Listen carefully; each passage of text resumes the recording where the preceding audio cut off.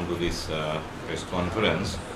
Now, from the time of the ancient kings, our country boasts of a very vibrant and effective free healthcare system.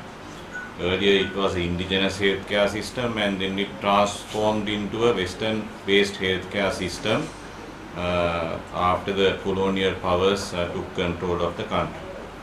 But whatever it is, it has been very effective, and it has been the healthcare services have been provided to each and every citizen of the country in a very equitable and an effective manner.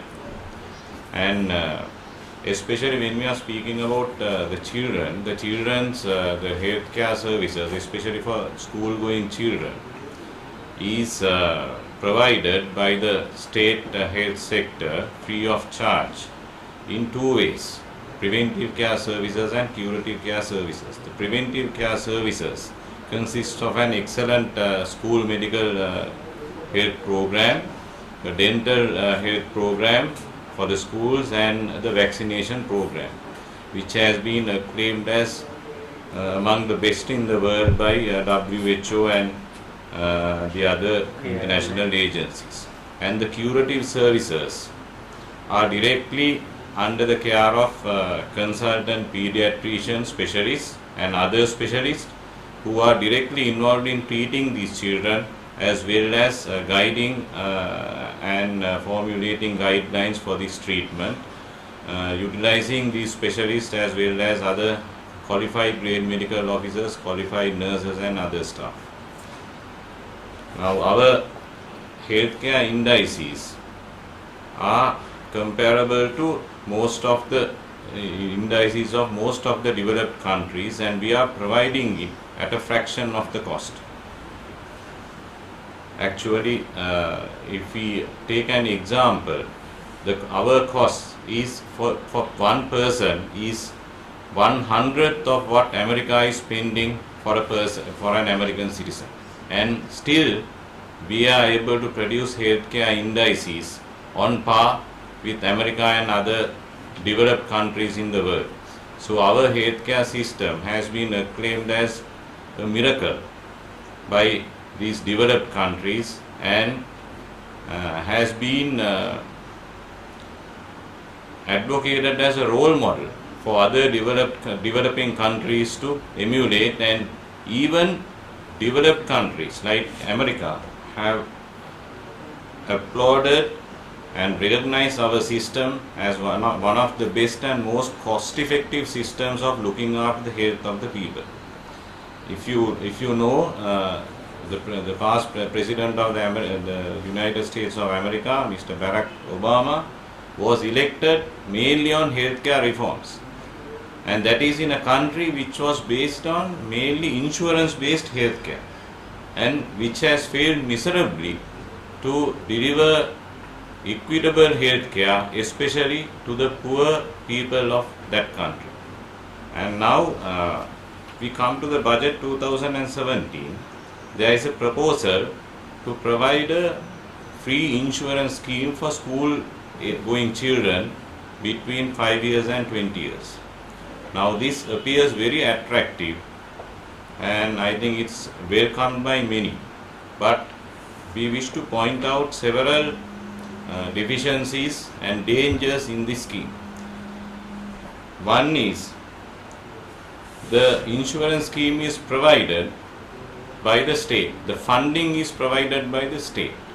Funding is provided to insurance companies, which has not been disclosed in the budget speech, so we don't know whether they are state insurance companies or private insurance companies which are going to get this 2.9 billion rupees of interest.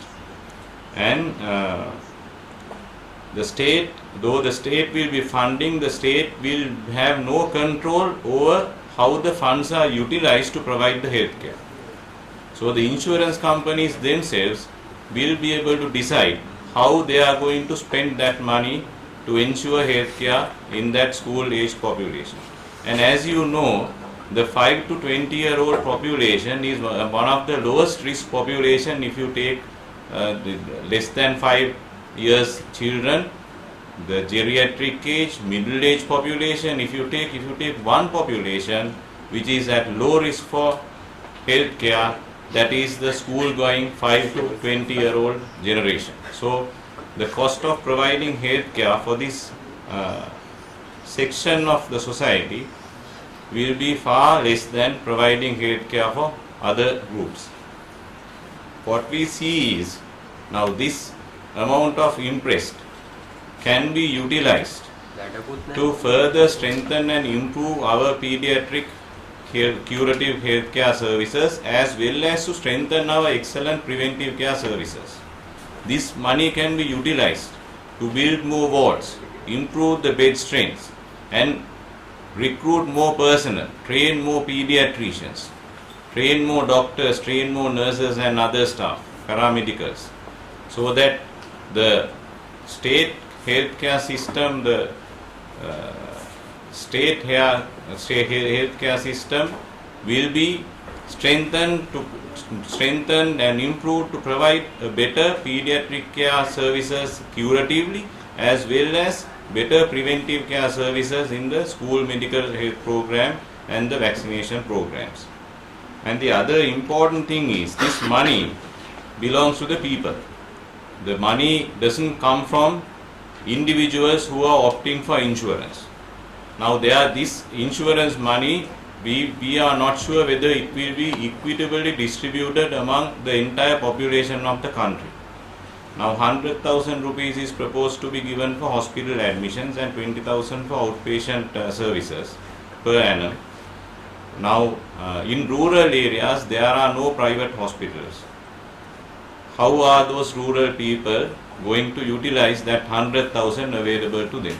So this scheme will be utilized for people who are mainly city based, and the funding comes from the country. The country provides the funds, and the funds goes to the people mainly from cities, ignoring the rural community, which comprises the majority of the citizens of this country.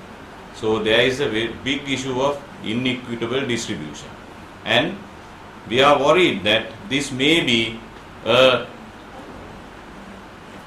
starting point or a precedent to transform our excellent free healthcare system into an insurance-based healthcare system, which has failed in many developed countries, and it will definitely fail in a developed country like ours because the cost is prohibitive. So we would like to request you all to take this message and to inform of the public and the authorities about the dangers and the pitfalls in this very attractive insurance scheme, so that we hope with that the authorities, especially our finance minister, will reconsider this decision and provide these funds to strengthen our excellent free healthcare system. Thank you.